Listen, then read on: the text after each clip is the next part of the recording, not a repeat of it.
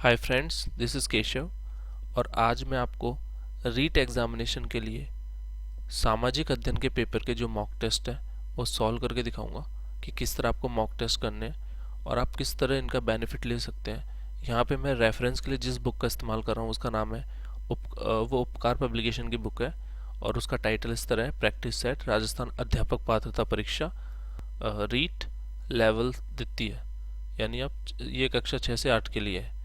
सो आइए शुरू करते हैं। आप देख सकते हैं इस बुक को, इस बुक के राइटर है संतोष कुमार झा। ओके, एंड ये पूरी बुक केवल मॉक टेस्ट के लिए है। इसमें 20 मॉक टेस्ट दिए गए हैं। सो आप यहाँ देख सकते हैं विषय सूची के अंदर, इसके अंदर अभ्यास प्रारूप 1 से लेके अभ्यास प्रारूप 20 तक दिए गए हैं। 184 पन्नों की किताब है और ये किताब अगर आपने रीट की तैयारी करी है, आपने थ्योरी पेपर पढ़े हैं, बुक्स पढ़ी है, कोई सी भी गाइड पढ़ी है, उसके बाद प्रैक्टिस के लिए बहुत ही अच्छी बुक है। सो मैं आपको दिखाऊंगा कि देखो इसमें किस तरह के अभ्यास प्रश्न हैं। सो आप ये देख सकते हैं, ये पहला पेपर स्टार्ट हो रहा है। हम स्टार्ट करते हैं। ओके, सो फर्स्ट पेपर है, उसका पहला भाग वो है बाल विकास एवं शिक्षा शास्त्र। ओके, सो इसका पहला प्रश्न आप देख सकते हैं, विद्यार्थियों से प्रतिक्रिया प्राप्त करने का आदर्श प्रतीक्षा समय रिक्त स्थान के सही अनुपात में होना चाहिए। तो आप पहले इसके बारे में सोचिए, ये 4 ऑप्शन देखिए, आपको जो ऑप्शन सही लग रहा है आप अपने नोट डाउन कर लीजिए एंड देन मैं आपको आंसर बताऊंगा क्या आंसर होगा।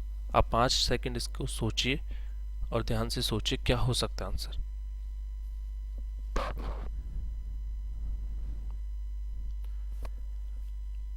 ओके, सो इसका आंसर होगा प्रश्न का कठिनाई स्तर। ठीक है, प्रतीक्षा समय यानी वेटिंग टाइम, इसको इंग्लिश में बोलेंगे waiting time. So waiting time, देखिए जितना ज़्यादा कठिन प्रश्न होगा उतना ही ज़्यादा आपको वेटिंग टाइम लगेगा। ओके, सो इसका सही आंसर होगा वेटिंग टाइम। आप दूसरे क्वेश्चन पे आते हैं हम। ओके, मान लीजिए आप विद्यालय शिक्षा बोर्ड के अध्यक्ष हैं। आप अपने अधिकार क्षेत्र के अंतर्गत आने वाले विद्यालयों की शिक्षा की संपूर्ण गुणवत्ता को सुधारने के लिए क्या योजना बनाएंगे? इस प्रकार का प्रश्न का एक उदाहरण है। तो अब आप सोचिए, देखिए इसमें ये इस तरह के जो क्वेश्चन आते हैं ना, तो आपको एक तो ये इस चिंतन जितने भी होते हैं उन सबको याद करना पड़ेगा। जैसे अभिसारी चिंतन क्या होता है, अपसारी चिंतन क्या होता है, तो आपको पता होना चाहिए अभिसारी चिंतन क्या होता है, अपसारी चिंतन क्या होता है। मैं आपको अभी इसका डिटेल बताऊंगा कि आपको इस तरह के प्रश्न कैसे हल करने हैं। तो इसका आंसर पहले मैं बता देता हूँ आपको, इसका आंसर ए होगा, उच्च स्तरीय अभिसारी। अगर आप इसको इंटरनेट पर सर्च करेंगे, कई वेबसाइट्स में इसका आंसर गलत दे रखा है, कई वेबसाइट्स ने इसका आंसर बी लगा रखा है जो कि गलत है। मैं आपको इसका बताता हूँ कैसे ये सही आंसर है। इसका आंसर ए होगा, वापस बताता हूँ, उच्च स्तरीय अभिसारी। ठीक है, मैंने इसके लिए नोट्स बनाए हैं कि अभिसारी और अपसारी क्या होते हैं, मैं आपको शो कर देता हूँ। ठीक है, तो ये चिंतन जो दिया था सबसे पहले गिलफोर्ड, देखिए इनका पूरा नाम था जॉय पॉल गिलफोर्ड और ये अमेरिका के बहुत ही बड़े साइकोलॉजिस्ट थे। ठीक है, इनको एक मैगजीन आती है, उसका नाम थोड़ा भूल रहा हूँ, उन्होंने बताया था कि ये 27वें सबसे महान साइकोलॉजिस्ट हैं 20वीं शताब्दी के। तो ये गिलफोर्ड से संबंधित आपको जितने भी विचार हैं, इनकी जितनी भी थिंकिंग्स है, वो सब याद होनी चाहिए क्योंकि ये परीक्षा के लिए बहुत ही उपयोगी होंगी। ठीक है, तो इन्होंने ये सिद्धांत दिया था कि अपसारी और अभिसारी चिंतन क्या होता है। तो अपसारी चिंतन को बोलते हैं डाइवर्जेंट थिंकिंग और अभिसारी को बोलते हैं कन्वर्जेंट थिंकिंग। तो डाइवर्जेंट थिंकिंग का मतलब मैं आपको सिंपल सी लैंग्वेज में बताता हूँ। अगर आपको कोई प्रश्न दिया गया है और आप उस प्रश्न के एक से ज़्यादा उत्तर देने में समर्थ हैं, ठीक है, तो उस तरह की थिंकिंग को बोलते हैं डाइवर्जेंट थिंकिंग यानी अपसारी चिंतन, क्योंकि उस प्रश्न के एक से ज़्यादा उत्तर हो सकते हैं। आप अपनी कल्पना शक्ति का प्रयोग करके उस प्रश्न के एक से ज़्यादा उत्तर दे सकते हैं। तो यहाँ पे जो एग्जाम्पल मैंने रखा है वो है, सपोज टीचर आपसे पूछता है कि अगर आपके पंख होते तो आप क्या करते, तो कोई बोल सकता था कि मैं पंख होते तो दिल्ली उड़ के चला जाता, कोई बोलता है कि मैं विदेश घूमने चला जाता। तो एक ही प्रश्न के अलग अलग उत्तर हो सकते हैं, ठीक है। ये होता है अपसारी चिंतन। इसी तरह अभिसारी चिंतन की अगर बात करें तो अभिसारी चिंतन का मतलब बिल्कुल रॉ डेटा, मतलब फैक्ट जो बातें होती हैं। जैसे अभिसारी चिंतन की एक अच्छा एग्जांपल मैं आपको दूं तो अगर टीचर आपसे पूछे कि भारत की राजधानी क्या है, तो आप बोलेंगे दिल्ली, यानी दिल्ली। दिल्ली भारत की राजधानी है। अब भारत की राजधानी एक ही हो सकती है, चेंज भी नहीं हो सकती, तो ये सटीक उत्तर होगा, एक ही उत्तर होगा, हम इसके मल्टीपल आंसर्स नहीं दे सकते। तो इस तरह के प्रश्नावली को, इस तरह के प्रश्न और उत्तर को, इस तरह के चिंतन को हम बोलते हैं अभिसारी चिंतन।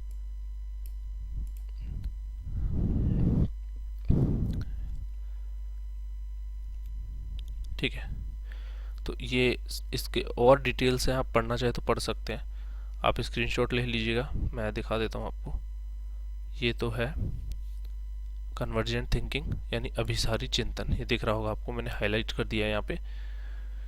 ठीक है, तो इसमें समस्या एक ही बिंदु पर केंद्रित होती है और समस्या का एक ही हल होता है। जैसे शिक्षक ने कुछ पूछा, फैक्चुअल क्वेश्चन पूछा कि राजस्थान की जनसंख्या क्या है, ठीक है। अब अगर लमसम जनसंख्या बतानी, सपोज कोई बोल देता 7 करोड़, ठीक है, तो ये फैक्चुअल आंसर है, अब चेंज नहीं हो सकती है, ठीक है। लमसम बोल रहा हूँ मैं, एक्चुअल जनसंख्या कुछ और हो सकती है। पर मैं आपको एक एग्जांपल और देता हूँ, ये तो फिर भी थोड़ा समझने में आपको डिफिकल्ट लगा होगा। एक और एग्जांपल देता हूँ कि जैसे, हाँ, आम तौर पर इंसानों के कितने कान होते हैं, तो इसका आंसर है 2, क्योंकि 2 ही होते हैं। हो सकता है किसी एक केस में 1 अरब में से एक के कोई छोटा सा पार्ट एक्स्ट्रा उग जाए, उसको हमें कंसिडर नहीं करना, फैक्चुअल चीज़ों को कंसिडर करना है। इसको अभिसारी चिंतन बोलते हैं, ठीक है। अब हम वापस, ये आप अगर आपने देख लिया हो, आप स्क्रीनशॉट ले सकते हैं इसका, ये, और इसके बाद इसका, ठीक है। अब हम वापस अपने प्रश्नों पे चलते हैं। तो इसका आंसर हो जाएगा उच्च स्तरीय अभिसारी, ठीक है। अब इसमें है, एक विद्यार्थी कहता है, थर्ड क्वेश्चन है, एक विद्यार्थी कहता है उसका दादा आया है। एक शिक्षक होने के नाते आपकी प्रतिक्रिया होनी चाहिए, यानी आप क्या रेस्पॉन्स देंगे, ठीक है। तो रेस्पॉन्स आपका क्या होना चाहिए, तो इसके लिए आपको इसमें जो इसका आंसर होगा वो सी होगा। दादा आए की जगह दादाजी आए हैं कहना चाहिए, मतलब उनको सम्मान, क्योंकि वो हमसे बड़े हैं दादाजी, तो जी लगा के उनको संबोधन करना चाहिए, ठीक है। तो हमें बच्चों को सिखाना चाहिए कि करेक्शन कहाँ करना है, ठीक है।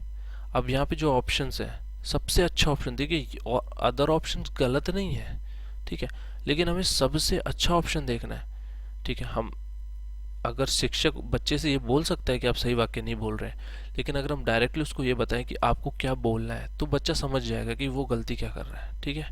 तो इस तरह हमें इन चीज़ों को देखना है। देखिए, फोर्थ प्रश्न देखते हैं, चौथा क्वेश्चन क्या है। लॉरेंस कोहलबर्ग के द्वारा प्रस्तावित निम्नलिखित चरणों में से प्राथमिक विद्यालयों के बच्चे किन चरणों का अनुसरण करते हैं, ठीक है। तो अब इसमें देखो, आप ऑप्शंस देखिए, इस तरह के प्रश्नों को आप बहुत आसानी से हल कर सकते हैं। इस तरह के प्रश्न ज़्यादातर जो बड़ी कॉम्पिटिटिव एग्जाम्स होती है, जैसे आरएस हो गई, आईएएस हो गई, इनमें पूछे जाते हैं, जब मल्टीपल चॉइस क्वेश्चंस होते हैं, ठीक है। तो आप इन मल्टीपल चॉइसेस में से किस तरह ढूंढ सकते हैं। अगर आपको एक भी पता हो तो आप बहुत से ऑप्शन हटा सकते हैं, ठीक है। जैसे आपको पता है कि अच्छा अंतर्व्यक्तित्व संबंध, अंतर्वैयक्तिक संबंध, इसको बोलते हैं इंग्लिश में इंडिविजुअल। इंडिविजुअल होता है व्यक्तिगत, ठीक है। तो ये वर्ड इंडिविजुअल के लिए है, हिंदी वर्ड है। व्यक्तिक मतलब व्यक्तिगत होता है, ठीक है। तो अब बच्चे अगर स्कूल में जाएंगे, छोटे बच्चे, तो व्यक्तिक का पूरा मतलब होता है इंटरपर्सोनल, ठीक है। तो इंटरपर्सोनल रिलेशनशिप किससे होते हैं, दोस्तों से होते हैं। जो छोटे बच्चे होते हैं आपस में कुछ बांटेंगे, खाना बांटेंगे या फिर आपस में बातचीत करेंगे। तो ये तो 100% सही होगा। थर्ड ऑप्शन तो 100% सही होगा, क्योंकि जब छोटे बच्चे विद्यालय में जाते हैं तो वो एक अच्छे संबंध तो बनाते ही हैं औरों से, दूसरे बच्चों से बात करते हैं, उनको देख के सीखते हैं। तो ये ऑप्शन तो सही होना ही होना है। तो अब आप अगर नीचे देखें तो थर्ड ऑप्शन केवल बी में आ रहा है, तो आपको अदर ऑप्शंस को चेक करने की ज़रूरत भी नहीं है, सीधा बी ऑप्शन लगा दो, पहला तो सही होगा ही होगा, क्योंकि तीसरा सही है, तीसरा किसी और में आ नहीं रहा, तो बी ऑप्शन को लगा के आगे बढ़ जाना है। अब फिफ्थ क्वेश्चन है, ये थोड़ा ट्रिकी क्वेश्चन है। इस तरह के क्वेश्चन से पहले आपको थोड़ा सा थ्योरी पढ़ना पड़ेगा, तो मैं आपको सजेस्ट करूँगा कि आपके पास जो भी बुक है उसको ढंग से पढ़िए, और उस बुक को पढ़ने के बाद इस क्वेश्चन को अटैम्प्ट कीजिए। इस क्वेश्चन में आपको थोड़ी थ्योरी पढ़ना जरूरी है। देखो इस क्वेश्चन क्या है, डैट डैश के अलावा निम्नलिखित घटना / वृत्तांत रिकॉर्ड की विशेषताएं हैं। ठीक है, यह घटनाओं का सही वर्णन है, यह बच्चे के व्यक्तिगत विकास अथवा सामाजिक अंतःक्रियाओं को वर्णित करता है, पर्याप्त विस्तार से पूर्ण तथ्यात्मक प्रतिवेदन है, यह व्यवहार का व्यक्तिनिष्ठ साक्ष्य, और यह शैक्षणिक क्षेत्र के लिए प्रतिपुष्ट फीडबैक उपलब्ध नहीं कराता। ठीक है, आप सोचिए, 5 सेकंड दे रहा हूं आपको सोचने के लिए।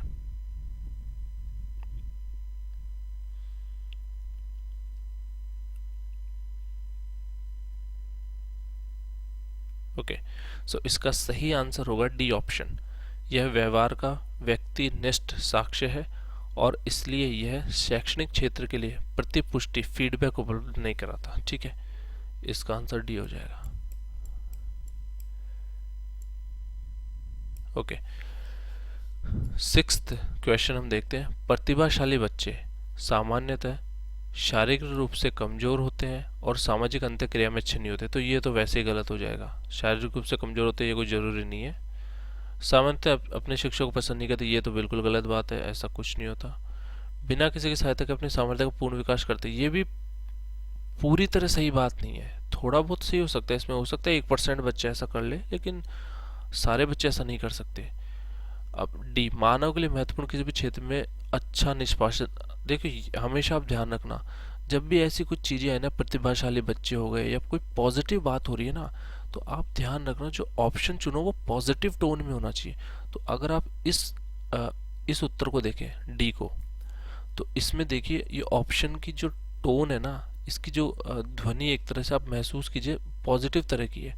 ठीक है, तो इसकी टोन अगर पॉजिटिव तो आप इसको लगा सकते हो, और ये सही आंसर भी है। ओके, अब 7वां प्रश्न हम देखते हैं, मिश्रित आयु वर्ग वाले विद्यार्थियों की कक्षा से व्यवहार रखने वाले शिक्षक के लिए किस चीज का ज्ञान सर्वाधिक महत्वपूर्ण है। तो आप ध्यान रखिए, अगर आपकी क्लास में ऐसे बच्चे हैं, मतलब एक बच्चा 6 साल का है और एक बच्चा 14 साल का है और एक ही क्लास में पढ़ रहा है, तो आपको ये पता होना चाहिए कि एक बच्चा, जैसे एक किशोर को किस तरह पढ़ाना है और एक बच्चे को किस तरह पढ़ाना है, वो दोनों चीज़ें आपको आनी चाहिए।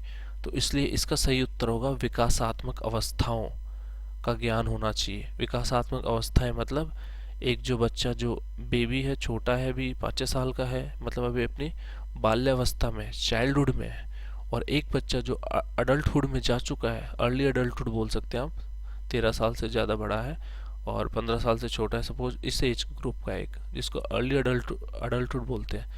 ठीक है, उसमें है, तो उन दोनों में कैसे सामंजस्य स्थापित करेंगे उन दोनों आयु वर्ग के बच्चों में, तो ये हम सीखते हैं विकासात्मक अवस्थाओं के द्वारा। तो इसका सही उत्तर होगा 7th में बी, विकासात्मक अवस्थाओं। अब 8th क्वेश्चन जो है, देखिए ये जो शिक्षा का अधिकार अधिनियम है ना, ये तो आपको बिल्कुल मतलब घोट के पी जाना है, क्योंकि इसमें से तो प्रश्न आना ही आना है, इसमें से तो कोई दो राय नहीं है, ये तो सबसे इम्पोर्टेंट प्रश्न है। शिक्षा का अधिकार अधिनियम ये तो पढ़ना ही है आपको। तो इसके अब ये प्रश्न आप देखिए, शिक्षा का अधिकार अधिनियम 2009 के क्रियान्वयन के बाद कक्षा कक्ष ए आयु के अनुसार अधिक समझातीय है, आयु के अनुसार अधिक विषम जातीय है, अप्रभावित है क्योंकि शिक्षा का अधिकार विद्यालय में कक्षा की औसत आयु को प्रभावित नहीं करता है, जेंडर के अनुसार अधिक समझाती है। देखिए सी ऑप्शन तो वैसे ही गलत हो गया, क्योंकि अगर आप कोई अधिनियम ला रहे हो, ठीक है, तो वो किसी चीज आयु, औसत आयु को प्रभावित नहीं करेगा, ऐसा तो होगा नहीं। और शिक्षा का अधिकार अगर आप पढ़ोगे उसमें साफ साफ लिखा हुआ है कि ये औसत आयु को तो प्रभावित करता ही करता है, तो इसमें क्लियरली मेंशन्ड है। ठीक है, तो इसका सही आंसर होगा ए, आयु के अनुसार अधिक समझाती है। शिक्षा के अधिकार को आप ढंग से पढ़िए, आप ये क्वेश्चन आसानी से कर पाएंगे। अब मैं हर एक चीज पूरा खुल के डिटेल में नहीं बता सकता, क्योंकि नहीं तो 10 क्वेश्चन करने में जो है 100 मिनट लग जाएंगे, तो वो मैं नहीं करना चाहता। मुझे फटाफट आपको मतलब ये बताना है कि प्रैक्टिस किस तरह करनी है। बाकी थ्योरी आप पढ़ते रहिए और प्रैक्टिस यहाँ से करिए, तो आपकी प्रिपरेशन बहुत अच्छी होगी और आप आसानी से 130 नंबर ला पाएंगे, क्योंकि इस बार की कट ऑफ 130 के आसपास ही जाएगी जहाँ तक मुझे लगता है। तो अगर आपको अच्छी रैंक चाहिए तो आपको कोशिश करनी है कि 130 प्लस तो जाए ही जाए। ठीक है। सो अब हम अपने 9वें प्रश्न पे आते हैं। संकल्पनाओं की व्यवस्थित प्रस्तुति विकास के निम्नलिखित किन सिद्धांतों के साथ संबंधित हो सकती है? ठीक है, तो आप सोचिए इसके बारे में। ओके, सो इसका आंसर होगा 9th में डी, विकास विषम जातीयता से स्वायत्तता की ओर अग्रसर होता है। ठीक है, अब हम अपने 10वें प्रश्न की ओर बढ़ते हैं।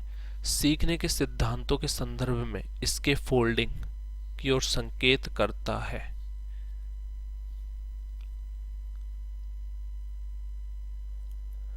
तो इसके अंदर इसका जो सही उत्तर है प्रश्न 10 का वो है डी, विद्यार्थियों द्वारा की गई गलतियों के कारणों का पता लगाना। इसको ही इसके फोल्डिंग बोलते हैं।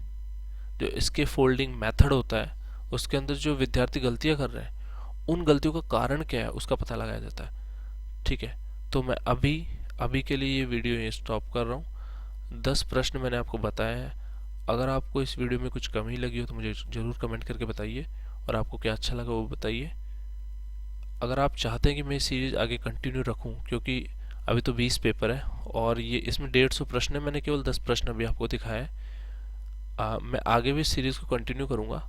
आप जो भी प्रश्न पूछना चाहते हैं वो कमेंट सेक्शन में पूछ सकते हैं। धन्यवाद। जय हिंद, जय भारत।